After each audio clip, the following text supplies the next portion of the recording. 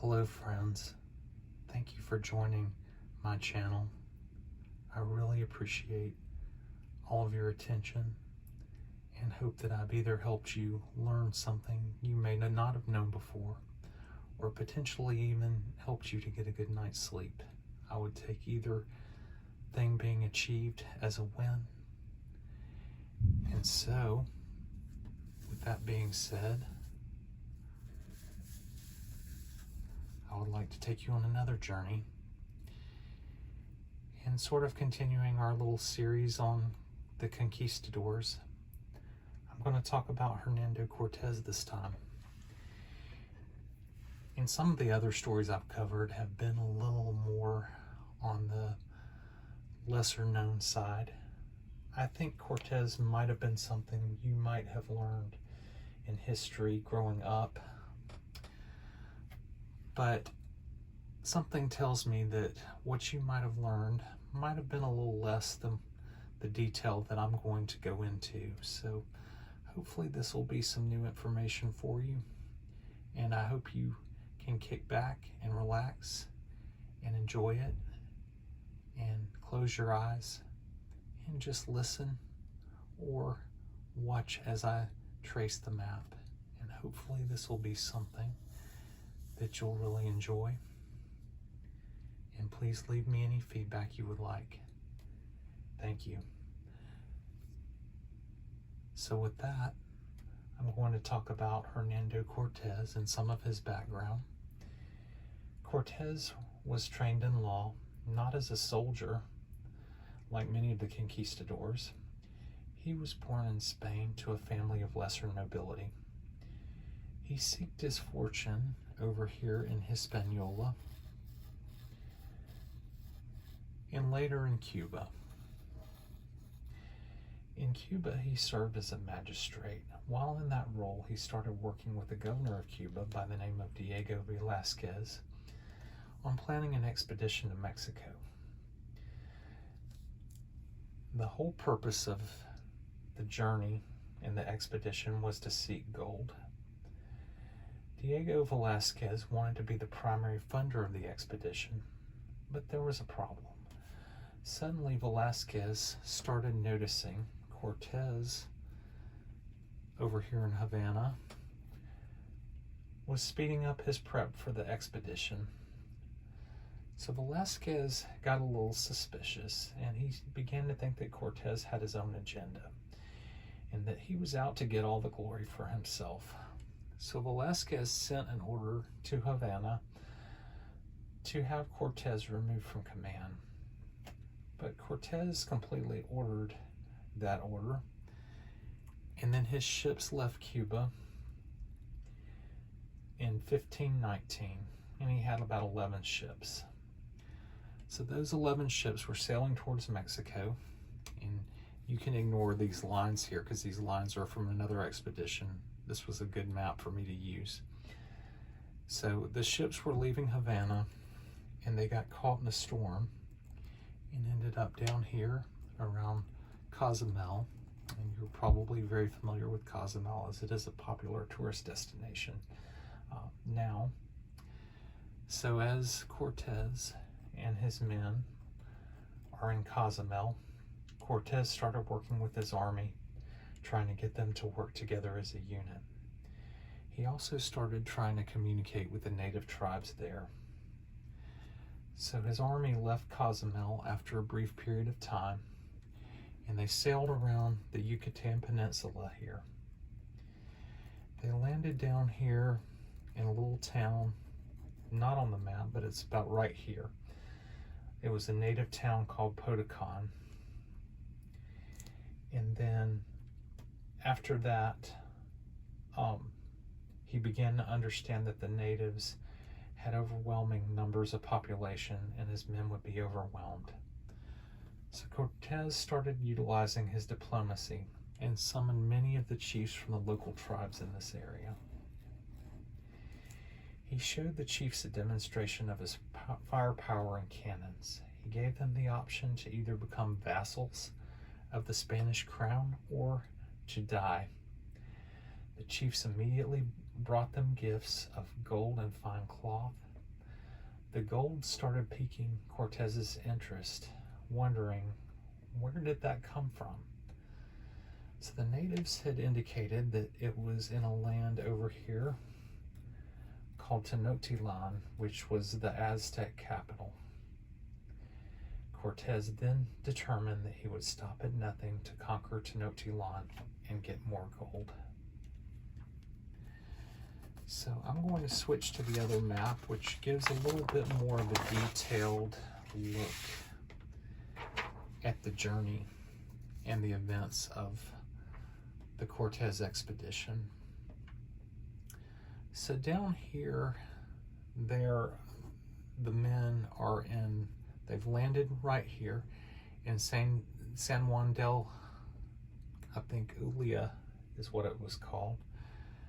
They were, which this is actually modern day Veracruz, and eventually they establish a colony here and they call it Veracruz. Around this time in this area, the Spaniards started using a female native interpreter to help them communicate with the natives. A girl in her late teens by the name of Malinali became the interpreter that was closest to Cortez, and he was rarely without her. She also became his mistress and bore him a son.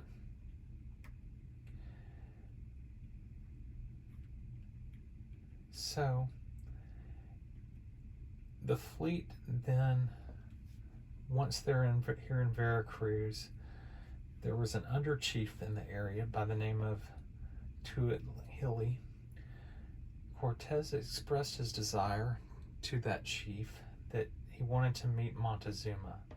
Tuathili said this was impossible, but he gave Cortez gifts of gold in hopes that that would placate him. Instead, it made Cortez thirst for more, and he would stop at nothing to get it. Around this time, some of Cortez's men wanted to return to Cuba to Diego Velázquez with some of the gold, but Cortez dismissed this because he knew if he returned to Cuba, he would be treated as a traitor for sailing to Mexico without authorization.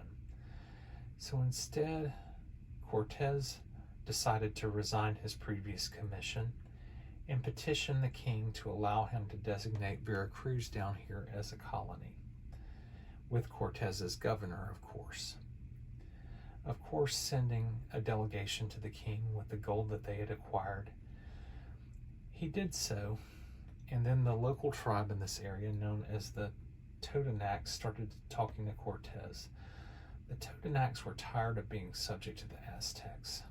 Cortez played this to his advantage when the Aztec tax collectors arrived in this area, and this is in the area of Ciempoala. Cortez was able to convince the Totonacs to arrest the Aztec tax collectors. Cortez then left some of the Aztec tax collectors escape. He wanted to be sure that they told Montezuma what was happening. Even more bold, Cortez had the Totonac idol statues destroyed, essentially purging the Totonacs of their religion. This put them between a rock and a hard place, because since the Aztecs had known that they had rebelled, they had to side with Cortez. There was still the matter of dealing with the faction of Spaniards who supported the Cuban governor Velázquez.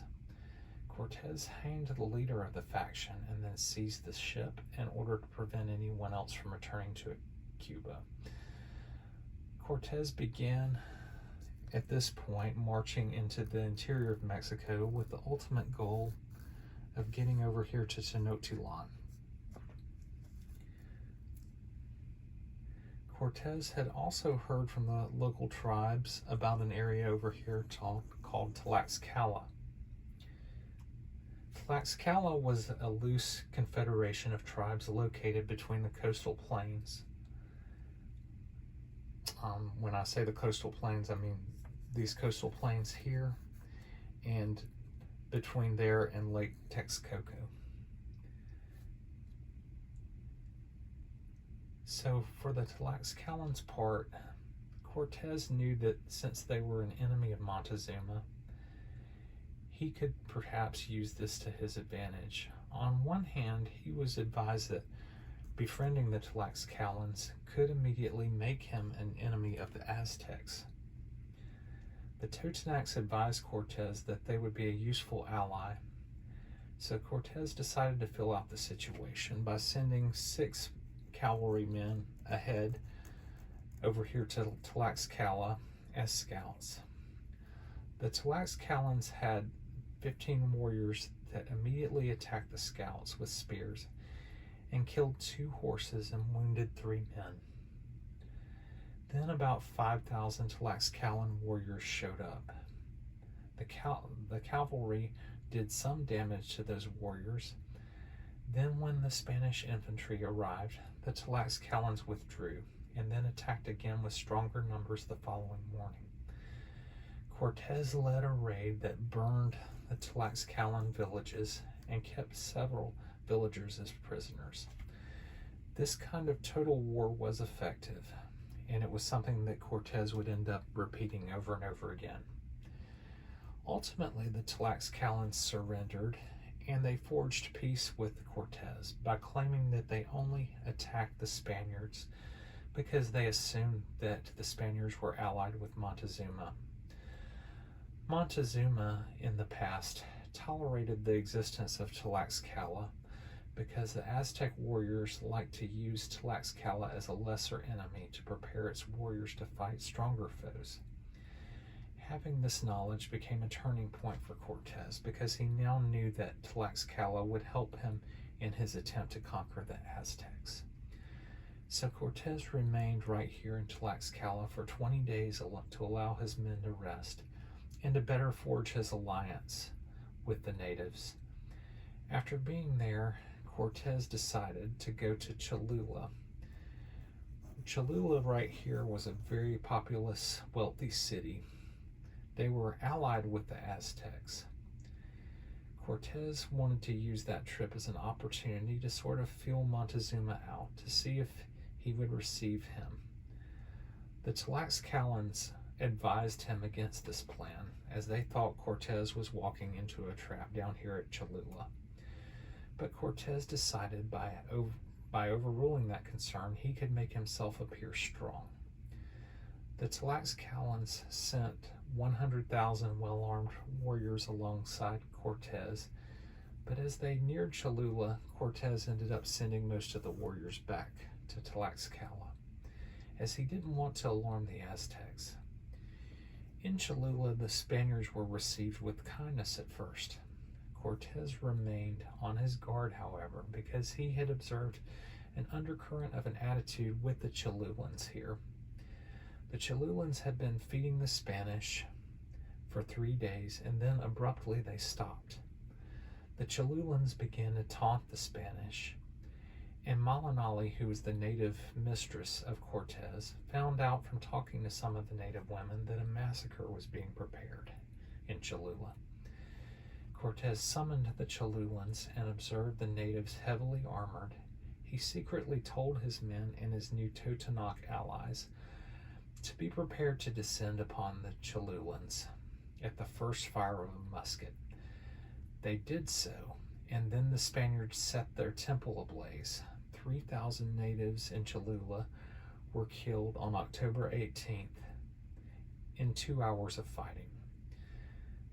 Then Cortes summoned the Tlaxcalans and allowed them to slaughter the Cholulans, and then the Tlaxcalans pillaged and plundered the town of Cholula. Montezuma, for his part, was shocked at the news of the defeat of the Cholulans.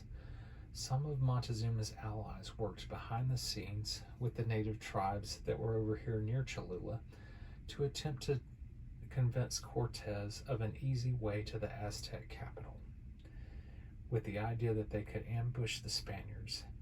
Cortes read the situation and sent scouts out to check out this so-called shortcut. The men returned with the news that the shortcut was impassable for Cortes and his men.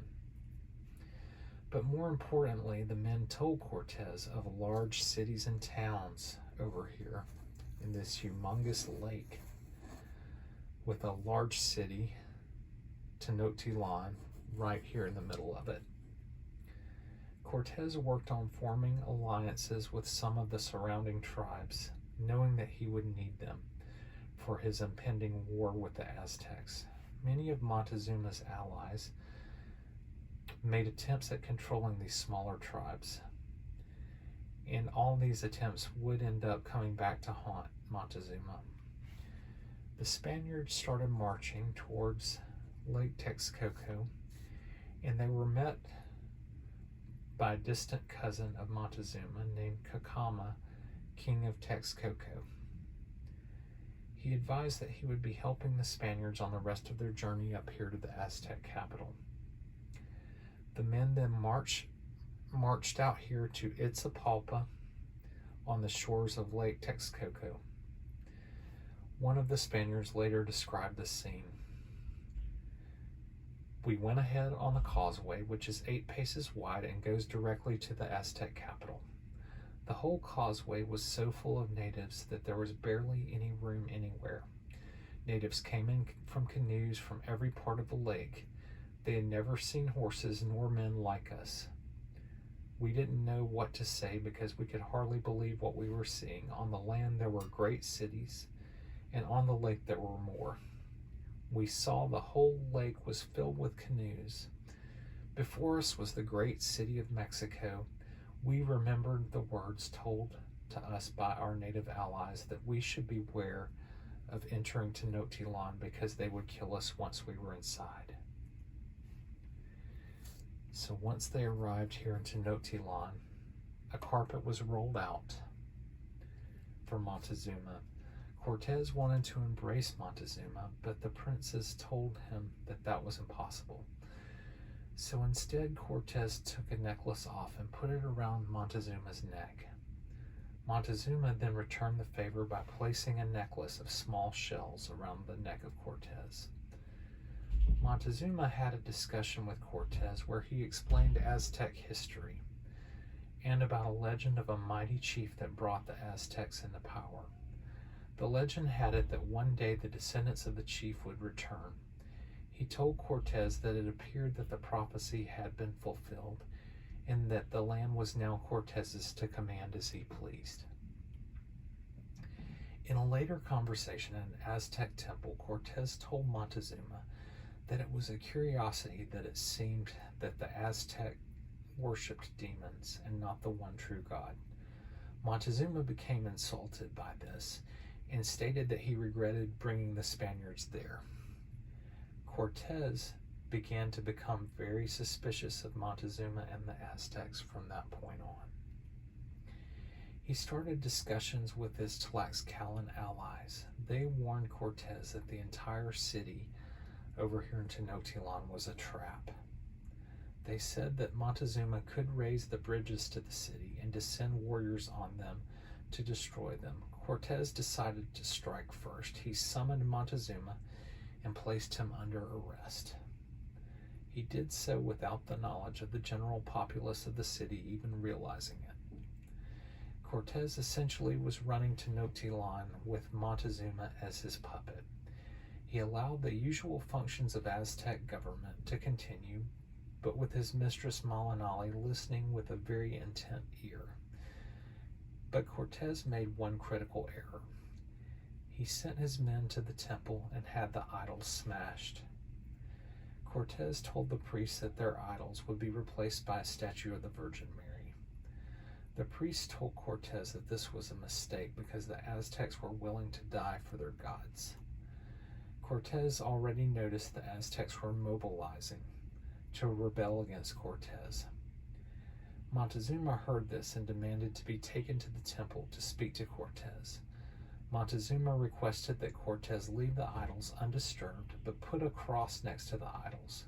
Cortes agreed, but also demanded that the blood sacrifices of the Aztecs cease, and the temple be cleansed and whitewashed. This was more than the Aztecs could bear, so the Aztecs mobilized and prepared to destroy the Spaniards. Montezuma, knowing this was happening, saw an opportunity and sent word to his generals. Cortes's mistress caught wind of this. Cortes now realized he could not win diplomatically. He sent word over here to Villa Rica to prepare to dispatch ships to the Caribbean for reinforcements. Meanwhile, in Cuba, Governor Velasquez sent Panfilo de Narvaez to Mexico to arrest Cortes for deliberately disobeying his order and leading the illegal expedition.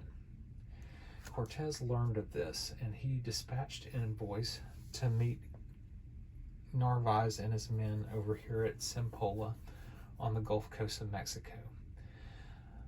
The envoys were sent with gifts of gold and fine cloth and stories of the grandeur of the Aztec Empire.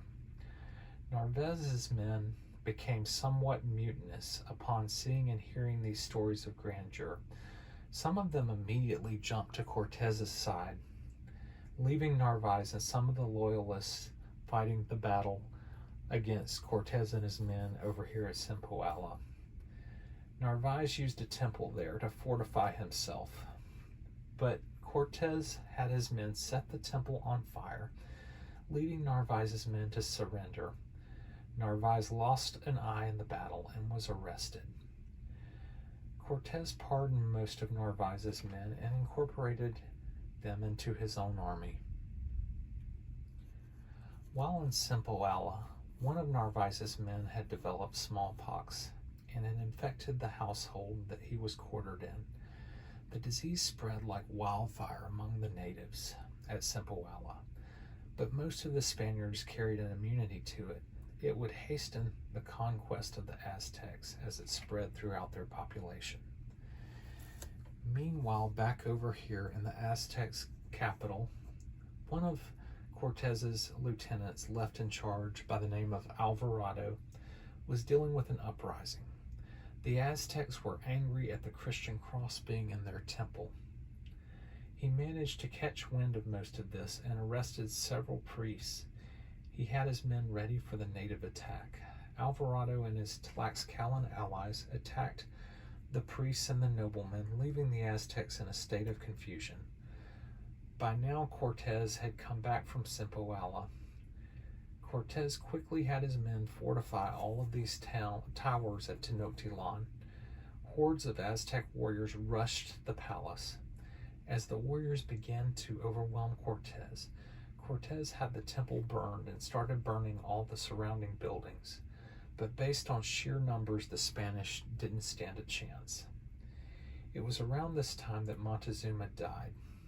There is some conjecture as to how he died. Some sources say that Cortes's men did it. Another story is that some of his own people did, out of anger for him allowing the Spaniards to come to the city to begin with. Most Spanish sources place the blame on the Aztec people, but most Aztec sources say that Cortes ordered the execution. Cortes's captains advised him that remaining over here in the Aztec capital was dangerous, and this would be his downfall. They advised him they could either leave them in retreat or stay behind.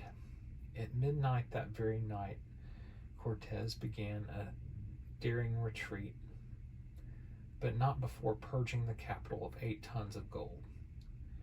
As they retreated out of the city with the gold, many of the Aztecs tried to destroy them. The bulk of Cortes's army, about 600, died. The native Tlaxcalan allies of Cortes lost several thousand. The night of the retreat out of Tenochtitlan became known as the Noche Triste, or Sad Night. As the Spaniards started marching over here towards Tlaxcala, the Aztecs pursued them to the plain of Otumba, which is located about right here, hoping to completely finish them off. Cortes tried to build up his men for one last stand. He implored them to fight for their country and king. As the fighting intensified, Cortes later recounted, "We could hardly distinguish between ourselves and them, fighting so fiercely. Certainly we believed it was our last day, for the Indians were very strong and we could resist them, but feebly as we were exhausted, and nearly all of us were wounded and weak from hunger." But as things were getting at their most untenable, Cortes spotted the group of warlords directing the battle for the Aztecs. Cortes lined up his horsemen and led a mounted charge towards the warlords. The senior chief was impaled on a lance, destroying the morale of the Aztecs, causing them to retreat back. The Spaniards, for their part, were able to come back over here to Tlaxcala, and their army was spared. Cortes then took the opportunity to nurse his army's wounds, await reinforcements, and get ready for the next steps. He received his reinforcements and additional powder that came over from Cuba, and those reinforcements were actually initially intended for Narvaez. He also received the benefit of the gold that he'd sent back to the king, as now reinforcements from Spain also arrived.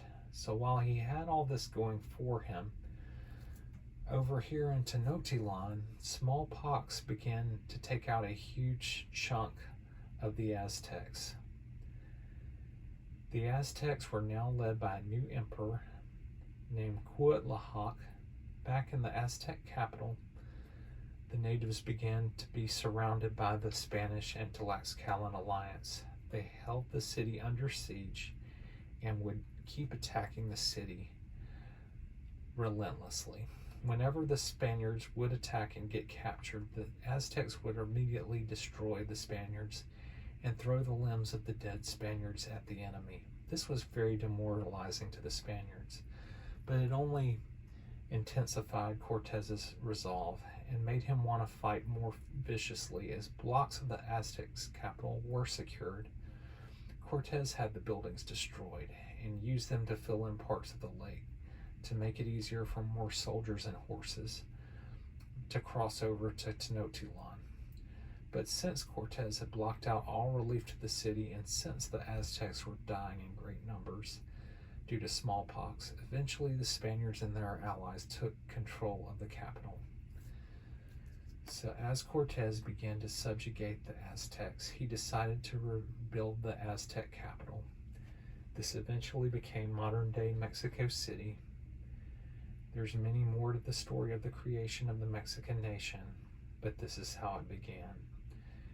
Cortes, for his part, had very harsh tactics, but he was downright bold in his conquest. History has rightly judged him harshly. I appreciate your attention as I presented this story, which is both tragic and triumphant. It is a story that was needed to be told. I hope you will check out my other videos on Hernando de Soto and Cabeza de Vaca, two other conquistadors. Thank you for your attention. Good night.